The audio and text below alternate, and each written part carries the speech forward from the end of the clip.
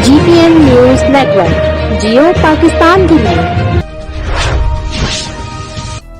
खबर शामिल करेंगे सांगला हिल से, जहां मुहर्रमुल हराम के दौरान अमन व अमान के सिलसिले में DSP सर्कल सांगला हिल मलक खालिद की क़यादत में मरकजी अंजुमन ताजरान का हंगामी इजलास हुआ, जिसमें मरकजी अंजुमन ताजरान के सदर मियां शफीकुर रहमान, विंगर सेक्रेटरी जनरल और मरकजी चेयरमैन मियां ताहिर रफीक और दीगर तमाम अहदेदारों ने शिरकत की। इस SHO थाना सिटी फरोज अहमद भट्टी ने मुहर्रमुल हराम के दौरान अंजुमन ताजरान के तावन और मिलजुल के तमाम इंतजामात को हतमी शक्ल देने के लिए खसूसी इंतजामात का जायजा लिया और इजलास के एहतताम पर मुल्की सलामती और खसूसी तौर पर मुहर्रमुल हराम के दौरान अमन व अमान की दुआएं की गईं और अंजुमन ताजरान ने अपने तावन की मुकम्मल यकीन दहानी कराई। रिपोर्ट मलक मोहम्मद वारिस।